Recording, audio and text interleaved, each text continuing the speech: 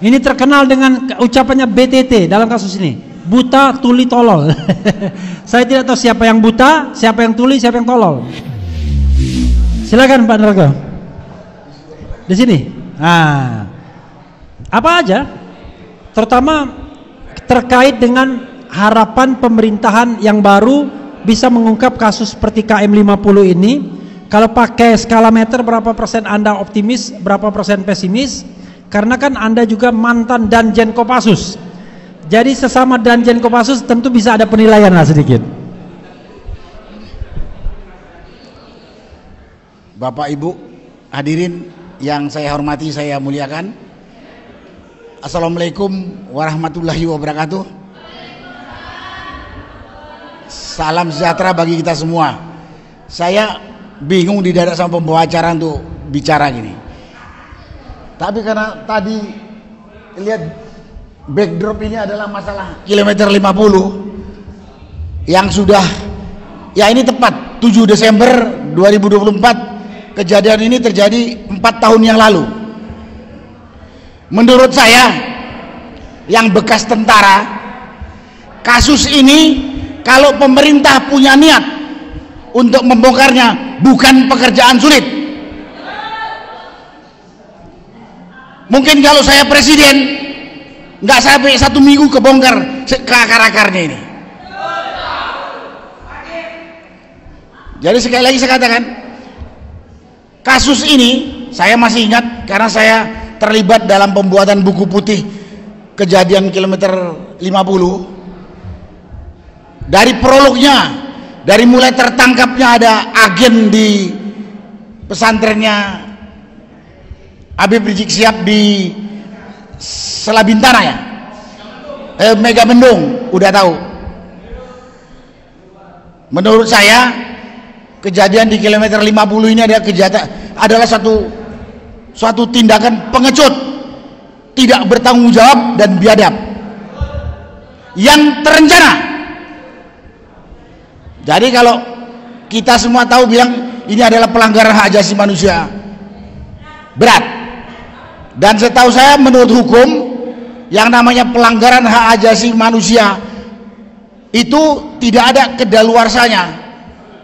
Selama pelakunya masih hidup walaupun sudah pakai tongkat masih bisa diseret ke pengadilan. Jadi mudah-mudahan sebelum pelakunya mati kita bisa terbongkar.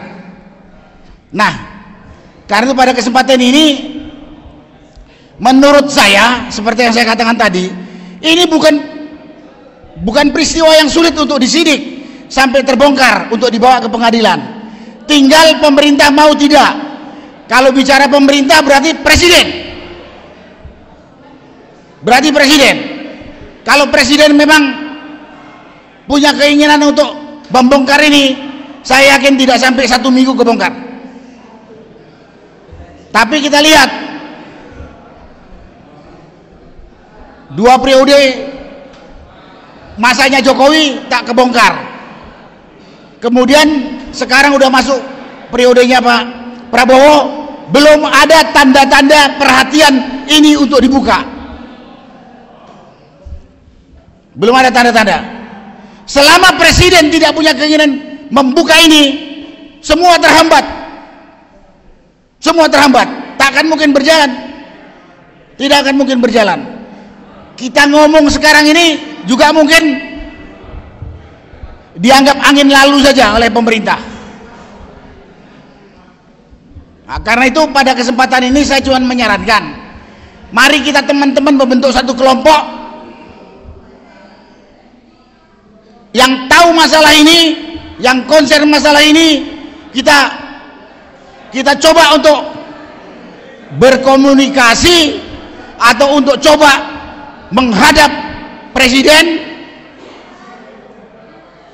minta waktu untuk menjelaskan dan mengajukan permohonan kita demi keadilan, demi tegaknya hukum, demi kelanjutan negara Republik Indonesia tercinta yang berdasarkan hukum ini, demi keadilan.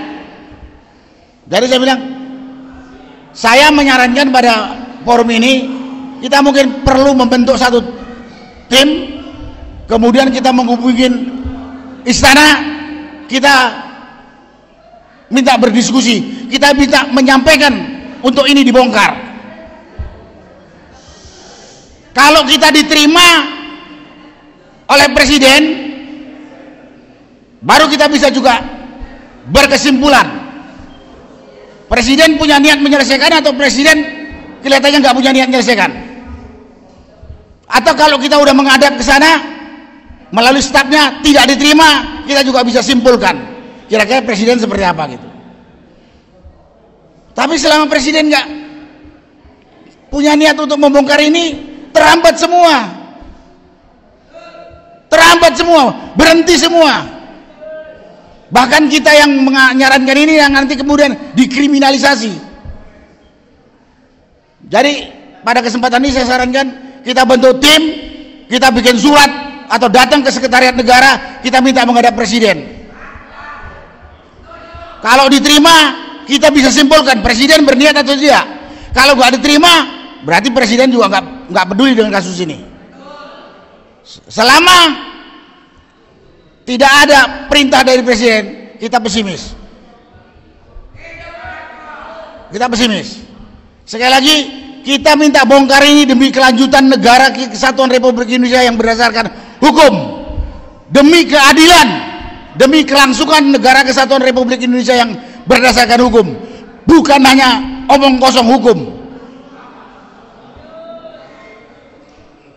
Kita udah tahu lah selama ini. Itulah yang bisa saya sampaikan pada kesempatan ini. Mudah-mudahan ada teman yang mau, teman yang punya akses ke istana.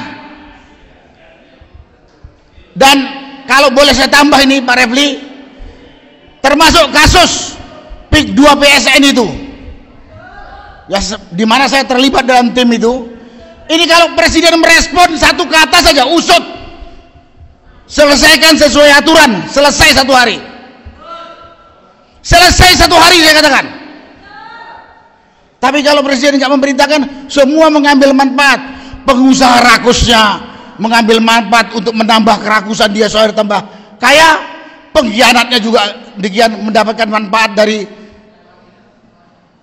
pengusaha rakus ini yang menderita rakyat puluhan ribu, karena kita udah memberikan data dengan benar.